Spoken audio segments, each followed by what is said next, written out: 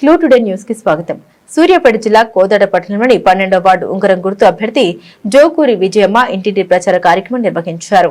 వారు మాట్లాడుతూ 12వ వార్డులో ఉంగరం గుర్తుకు నేను స్వతంత్ర అభ్యర్థిగా పోటీ చేస్తున్నా, నన్ను గెలిపిస్తే ఎన్నో సమస్యలు ఉన్నాయి, డ్రైనేజీ మరియు వీధి శుభ్రంగా ఉంచడం, వివిధ కార్యక్రమాలు ప్రజలకు అందుబాటులో చేస్తామని మీ అందరికీ హామీ ఇస్తున్నా అని అన్నారు. ఈ యొక్క కార్యక్రమంలో 12వ వార్డు ప్రజలు పాల్గొన్నారు.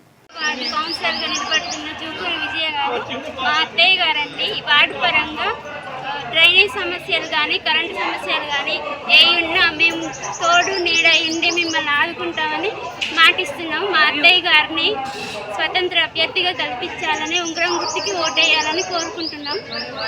ఆరోగ్య సమస్యలు ఏమైనా ఉన్నా మా పిల్లలు డాక్టర్లు కాబట్టి మీకు తోడు నీడుగా నిలుస్తారని కోరుకుంటున్నాం.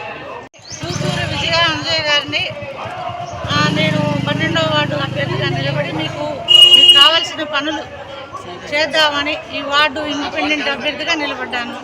మీరు మాకు ఓటేసి గెలిపించండి. ఈ పనులు మున్సిపాలిటీలో మనకు అవసరమైన పనులన్నీ నేను చేయించగలనని మాటిస్తున్నాను.